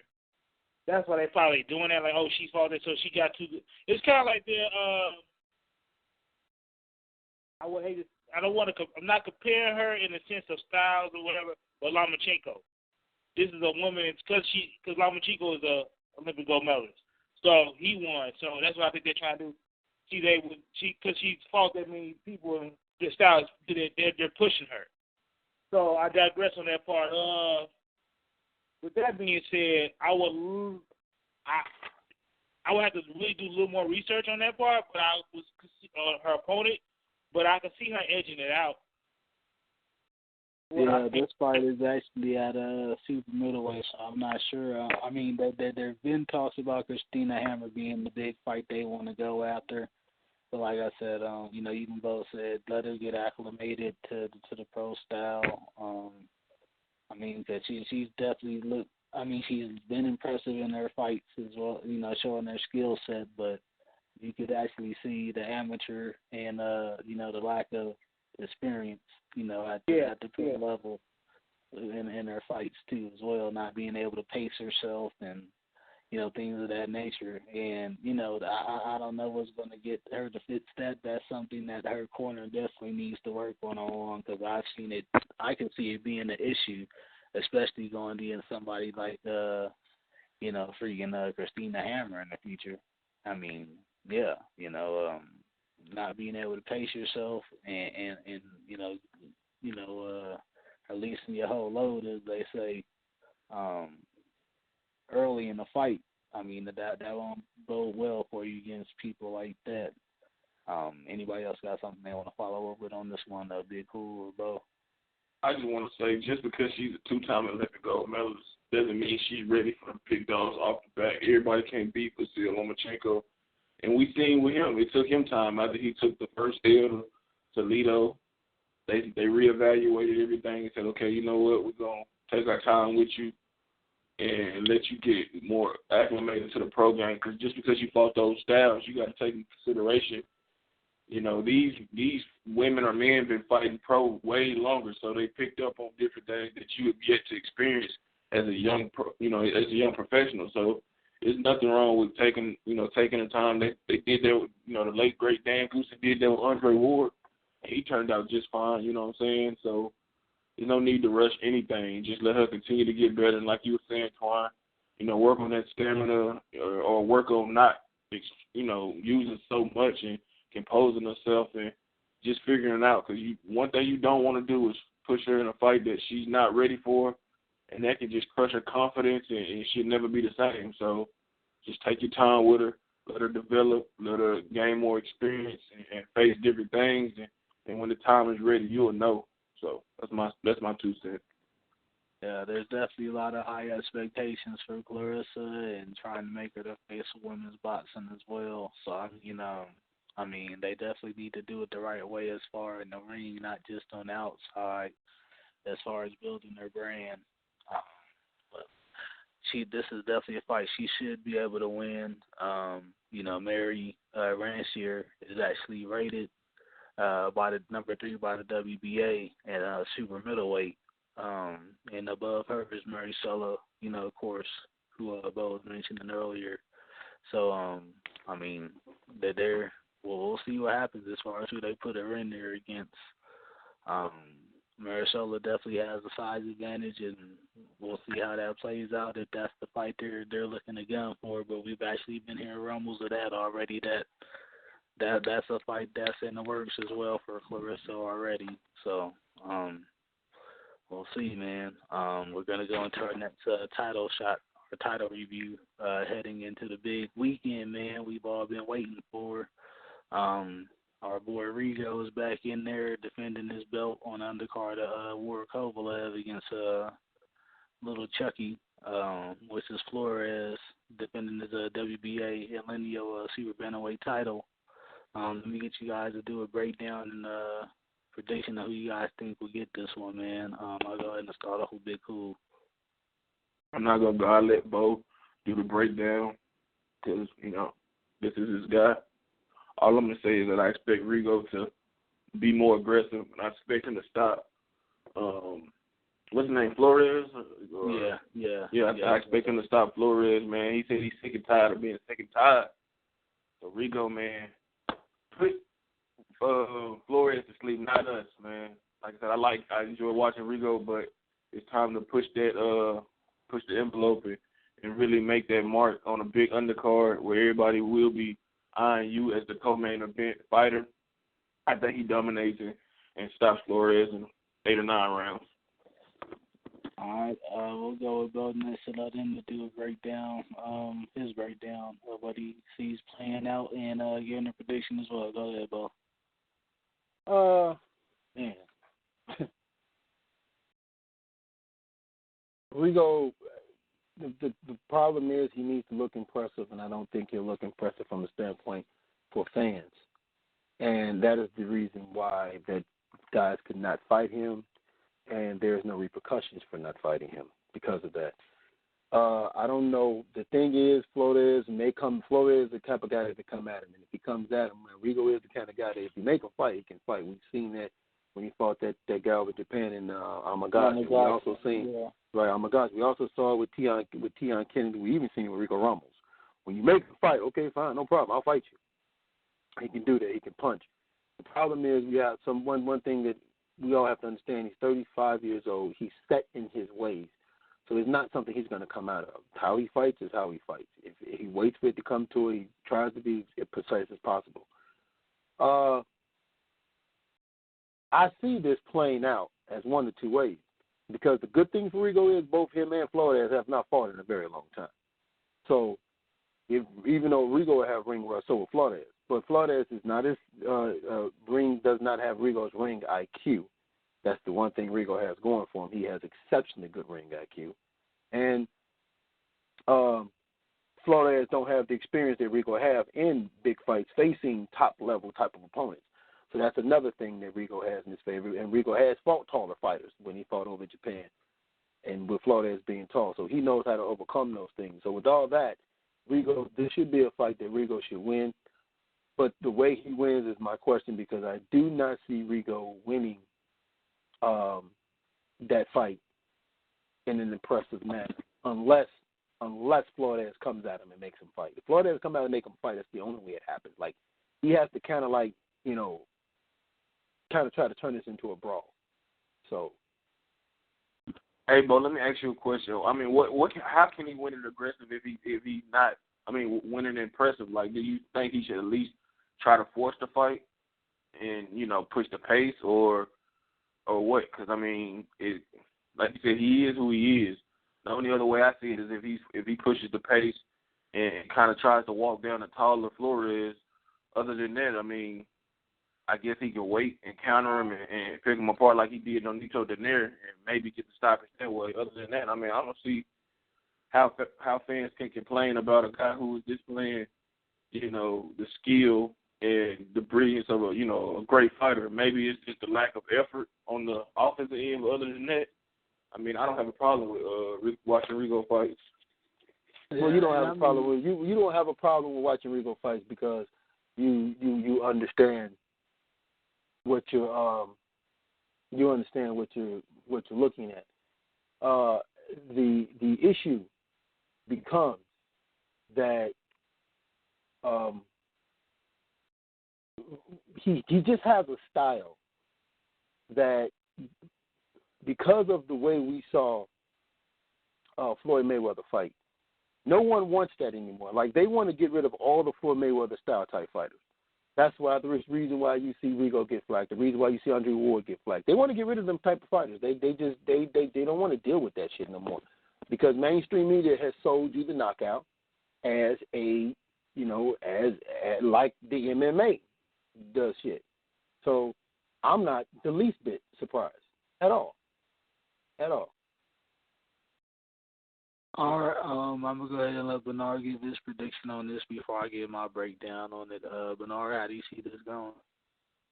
I see Rigo winning possibly late round. You know what? I'm going to go with the UD.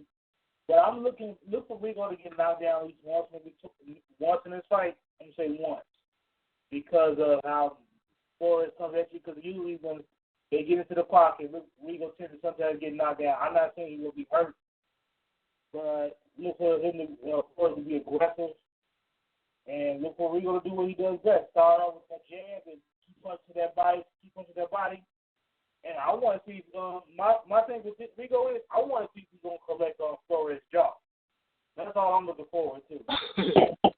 You can't sit there and tell me when he's out here breaking jaws. What Fat Boy say? With good news and Amagashi. He's born, but he's breaking cat's jaw. If he plays, no, you know what? Fuck that. I want my prediction is Rigo breaks Flores' jaw. I'm not even calling him around. I'm not even going to say it for you. He breaks his jaw. I'm changing my prediction on that. The Jaw Collective returns this Saturday, June 17th. All right, I'm definitely gonna agree with Bernard's sentiment, man.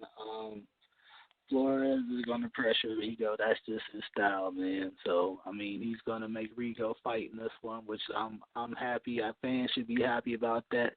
You got somebody that's rugged, you know, that's gonna be in there against Rigo, and that's gonna actually bring the fight. I actually agree with Bernard as well. We may see Rigo hit the canvas, but from then on, we're going to see Flores' jaw hitting the canvas. As far as I'm expecting another jaw-breaking performance. Two out of his last three fights. I'm expecting that streak to continue in this one. I'm not. You know, you got Rigo, who's the southpaw, and he likes to throw that damn left hand. And going against an orthodox fighter like Chucky Flores, who brings a lot of pressure, but not necessarily a lot of defense. I think Rigo is going to set some traps for that left hand to crack him, man. And going against a taller guy, Rigo loves these kind of things. We've seen him against Yamanaka, and how that turned out, him being a taller rangier fighter. So, I mean, Flores is of a similar stature, you know, as far as the height and length and reach. So we'll definitely see how all that plays out in the ring. But I definitely think Rigo, we should see a UD from Rigo if it's not a stoppage from him breaking somebody's jaw. Yeah. And Amagasa was actually taller than Flores with a longer reach. So, I mean, Rigo can't fight taller guys. It's just a matter of the pressure. And Flores brings a nice skill set to the ring, man. So I'm expecting a nice firefight in this one for Rigo, and him being able to display something that, you know, fans have been clamoring for, that they're saying they're not getting from him. That said, we're going to go into the big one, the big showdown for the weekend, man. The rematch. Andre Ward defending the WBO, IBF, WBA light heavyweight titles against Sergey Kovalev in Vegas from their showdown from last year. Man, I'm hearing a lot of things as far as promotion hasn't been going well for this one, but regardless of that, man, it's still a nice rematch. It was definitely a necessary one, you know, that, you know, is no problem in us seeing, and I'm happy we're getting it so soon, honestly. I'll go ahead and start off with Big Cool on this one, giving his prediction and how he sees this fight playing out.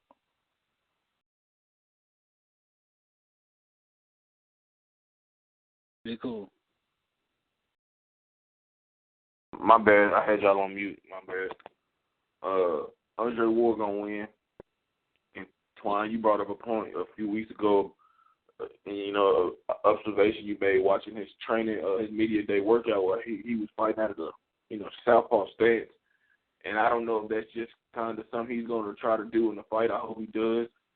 I mean, I just think that he's more confident, and like he said, he has his legs under him. You know, he's been active, and I think that he has more tools in the toolbox than Kovalev. But Kovalev, watching the first fight earlier this week, that damn jab that he hurt Andre with, man, was something else. You know what I'm saying? And then he dropped him with the right hand. It's gonna be tough. It's gonna be tough. But I think that Ward has gotten his head. And Kovalev can't get over the fact that he lost, whether it was a legitimate loss or not. I think he's so angry at Andre, hates him, that he's going to get in there trying to tee off, and he's going to get himself countered and caught with something where, you know, he's not expecting a big punch from Andre. Not saying he's going to get knocked out or knocked down, but he's going to get, you know, shooken up by a shot that is just going to kill his confidence, and Andre going to just wear him out from that point.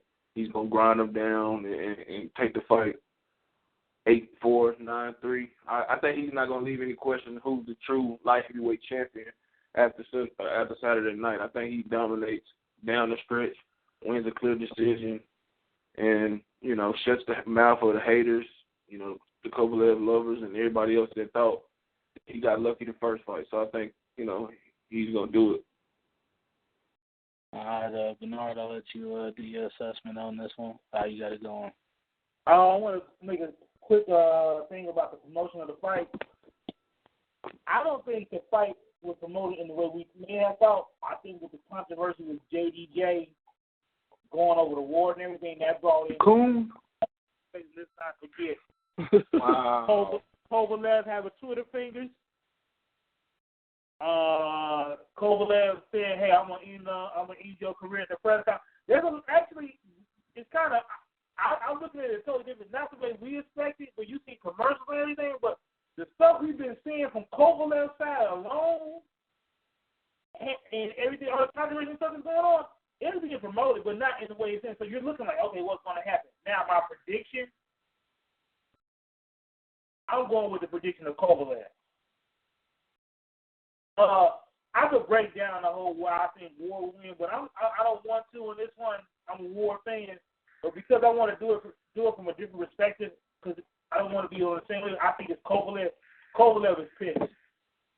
He wants his belt, and if y'all saying he's going into that south with a War going to that southpaw fans, that could be a game changer in the fight, and that could lead to that lead right hand coming out from Kovalev. We know Kovalev got that right hand. He will use it when he's going to get the southpaw. So with that being said, I got Kovalev. I'm not saying it's going to be if it's Kovalev, I'm not going for it. It's going to be a knockout. I don't see it, but I can see it becoming a decision. And he could possibly do it if he says he's overtrained. If he can overtrain this and that, look for him to get the decision. And it is a close fight because of what I'm saying on this effective too. No, it's going to be a decision with Kovalev. I was going to say it could be for controversy where War could be winning all the rounds and win most Jordan rounds, and Kovalev said the decision like a get back game, and we want to see a trilogy to try to make more money off of them. But I'm not going to leave that part out there. But for my real prediction, Kovalev decision is going to go 8-4 for Kovalev. And we actually did see Andre Ward go southpaw in his fight against what was it, Alexander Brandt, I guess, the preload to Kovalev. So, I mean, it's something he played around with, I think, just to getting ahead of Kovalev prior to their fight. You know, he didn't do it in their first bout, so even if he does go to it, don't be surprised by it because we've seen him do it previously. One thing he said in his media day workout is that he didn't have enough fun in there, and like Big Cool mentioned, I mentioned on another show as well, his legs are underneath him because he's been, constant action, finally, following, the long layoffs and setbacks and whatnot. So I'm expecting to see an 8-4 kind of performance from Andre Ward personally. I don't see Kovalev being the kind of cerebral fighter that Andre Ward is and being able to make adjustments from the first fight.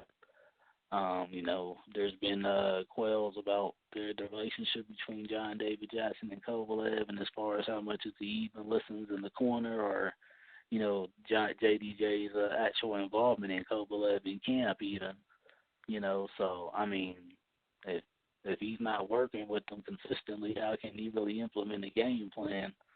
And one camp's not enough, to necessarily defeat a guy like Andre Ward in a, battle mental strategy. We've seen how they prepare for the inside game the first time, which was pretty crap. Ward was still able to get to the body. Kovalev, all he did was clinch and hold. He didn't know what to do in there. So I expect a repeat of, we're seeing Ward go to the body even harder. I've seen Kovalev working on some things as far as throwing his downward hook, kind of like the Triple G. So I'm guessing he's trying to get behind the guard of Andre Ward with some of his hooks in this fight. But, I don't necessarily think the hook is Kovalev's best punch. He throws things straight down the pipe, which is to his advantage. So him working on a hook for this one camp, it may be a detriment against a guy like Andre Ward who can time you and counter you. I disagree with that. That's why I disagree with you on that one. Just real quick, we know that hook will come into play though if he gets you on the ropes. if he gets you on the ropes, you notice that. But I'm just saying, it's not a punch that he's naturally comfortable with, and to try and implement it in one fight, you know what I'm saying, after one camp with it, I mean, it's a good tool to have, but I'm just saying a guy like Ward who can take these kind of things away from you, especially when it's not part of your arsenal naturally, I mean, like I said, it could be a detriment, you know, against a cerebral fighter. So we'll see. Real quick, Southpaw. If y'all notice how Rigo fights Southpaw, and so does Ward when he fought Chad Dawson, he kept his right hand as the jab, but he kept going to the body with his left. So you can look for. I'm gonna say this: if Ward does get in that stance, look for a knockdown like he did with Chad Dawson. And I'm saying this is going to go like this. He's going to use the jab. He's going to come into the body. He may not even touch Kovalev's body, but he's going to come over with a right hook. That's a possibly cause a knockdown in that fight if Ward goes southpaw. Look at Ward for Chad Dawson. But he was fighting him on the orthodox stance, though. But if he does that, he could possibly, with the south, if with that same plan, look for a knockdown.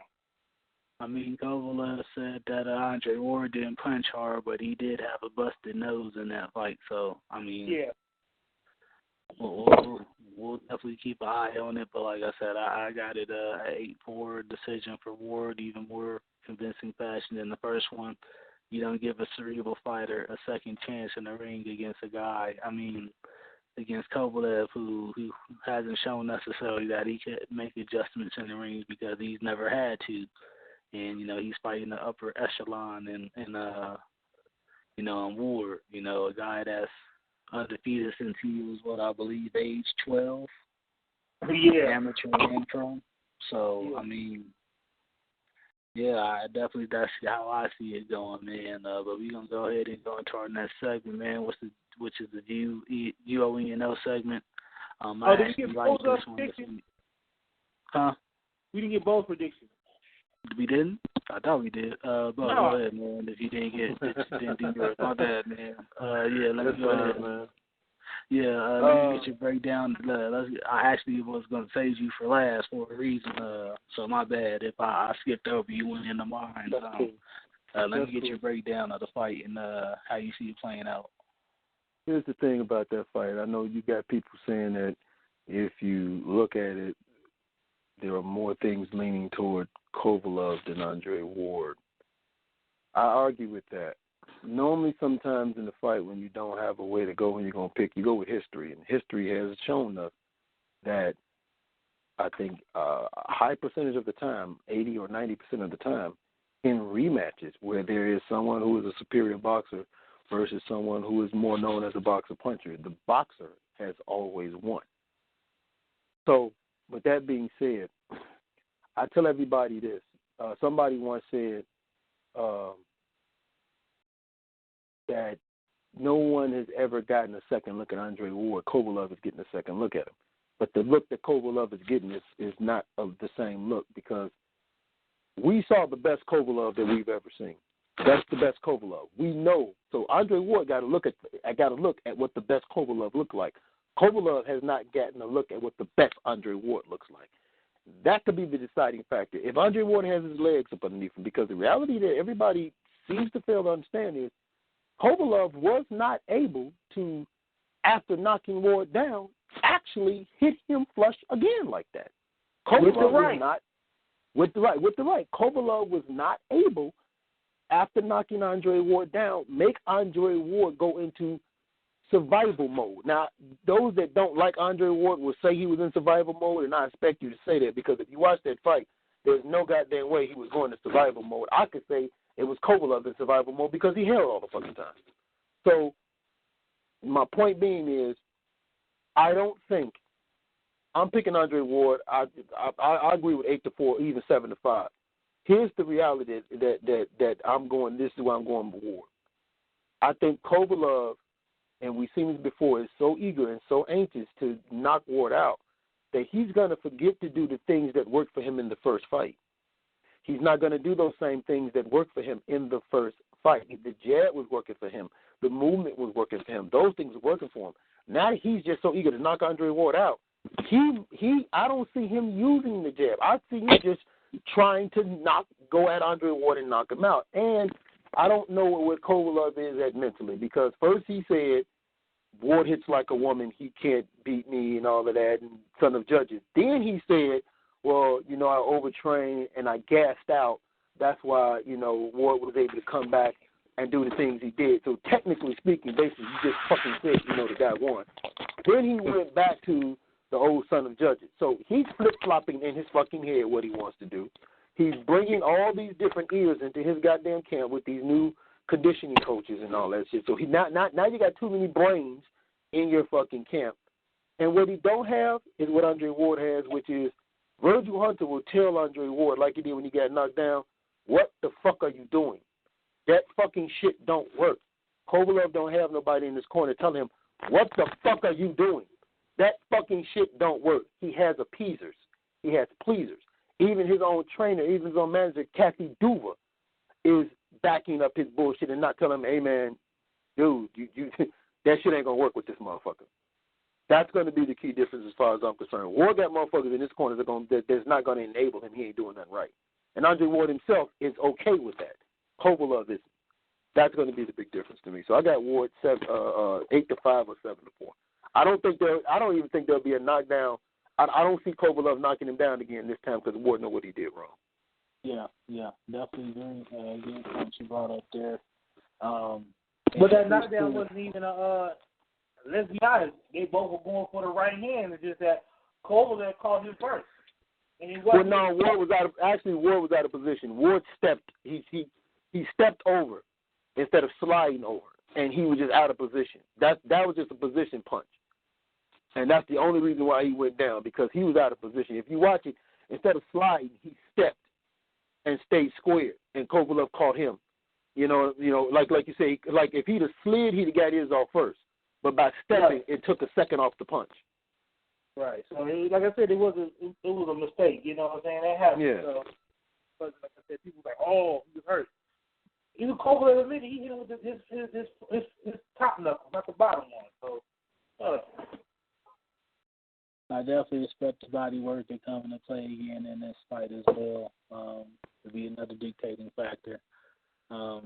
There's just some things, like TK likes to say, it takes a lot of time to develop an end game and the ability to handle that kind of infighting, which wasn't as big of a factor as we expected in the first fight, but it still was a factor, But with that said, we're going to go into our U.O.E.N.O segment for the week, which is one of my favorite ones this time around for this week, because it's actually something I get to use a movie quote from. On this day in 1982, we had Larry Holmes knocking out Gerry Cooney in Las Vegas to retain the WBC Heavyweight Title in what was actually like the biggest selling heavyweight fight up until recent times with Joshua and Klitschko and whatnot. But basically, it was the biggest heavyweight title fight in history, because Cooney was a white boy, and his jab couldn't break wind. Like quote Samuel L. Jackson from The Great White Hype. You know what I'm saying? We had to throw that out there, shout out. Anyways, we're going to go into the final blow for the week, which is on Bo. What you got for us, man? I'm glad, you know what, I have to admit, I'm glad you gave me this final blow, because I think it's important that people understand something. People have to understand that we all love this sport of boxing. We all want to see the sport flourish. We all have no problem with calling out whoever it is, whether they're their favorite, whoever they're a guy we like or a guy we root for. But I think what we need to have, and even with hardcores, casuals, and purists, we all have to remember to remove our own emotions out of an argument, out of a discussion, out of a debate, hell, sometimes maybe even out of the fucking fight. Because at the end of the day, just like the young man who and shout out to Vinny, White Chocolate Johnson, the young man who was put in the hospital from boxing, we have to remember that that's what this sport really is. It's a brutal fucking sport that at any given time can take or at some point stifle the progress of life for another fighter. So the next time you want to boo a guy because, you know, he's in there showing you his technique, or the next time you want to cheer a guy that's out there giving you the blood and guts and all of that, you remember that there's a heavy price that these motherfuckers pay while you sitting on your ass criticizing. You remember that there's a lot of sacrifice, years of it, that these motherfuckers pay while you sitting on your ass talking shit, bullshitting. You remember that, you know, the path that some of these fighters have to take, like the Winky Wrights, to get to the position he is, or the position that he got to, or you know, the Cuban fighters that have to defect, or the Mexican fighters that can become pro at the age of 15, 16 years old just to earn $1, or even Manny Pacquiao. You remember, you have to take into account. Remember, these motherfuckers pay a heavy fucking price that a lot of us either don't have to pay, don't realize, don't understand, or don't give a shit about knowing because we don't care to look that far back. So if you're going to talk about a fighter, if you want to keep it about what's in the ring, fine. But if you want to go outside the ring and start getting personal, then look at the whole fucking scope. Because for every fucking fighter, there's a story that has never fucking been told that you don't know shit about. So before you want to talk shit about the Deontay Wilders or the Andre Wards, the Gennady Golovkins, the Lomanchenko, the Rigos, and all, you know, the Ortiz, remember, there's a fucking untold story about these motherfuckers that y'all don't know nothing about, that you can't even sometimes come close fathom to understand or sharing. So let's do like the UK fans do. Let's do like we just saw with Ceciilia Braekhus, 9,000 people coming out to celebrate. Let's do like they do. Let's show our appreciation. Let's show our support, and let's let these fighters know, even if we can't relate to it, we appreciate what we see, what you put in front of us. Me and Bernard went to the Conlon fight, and there were fights on the undercard where you can clearly see that the guys that some of these guys was facing was totally lacking in skill, but they was doing it because this is how they earn a living. That's something to remember. You got guys fighting for hundreds, $200 and $700. Let's remember that next time we want to boo, cheer, and talk shit. Motherfuckers pay a heavy, heavy fucking price, and when they're out of the sport and they're long gone, and you want to tell me how you wait for them to be going out, when they're out of the sport and they're long gone, and they're no longer right, they're not walking right, they're hearing sounds and all that, and their life ain't right. Remember that.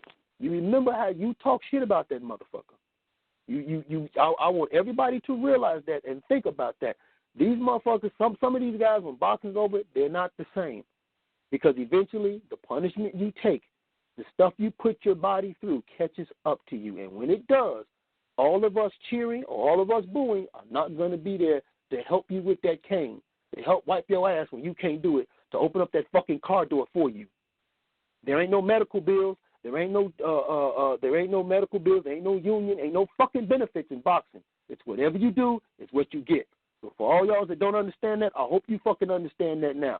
Motherfuckers get hurt. Motherfuckers lose their lives. Motherfuckers are not the same.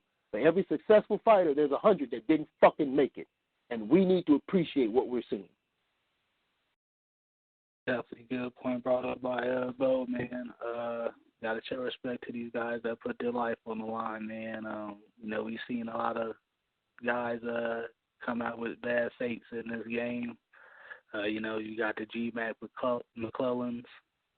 You know, you got the Pritchard Colognes, you know, and even the most recent case with the guy going in the coma last night that Vinny Johnson put out there, and we're seeing being put out there in the groups today.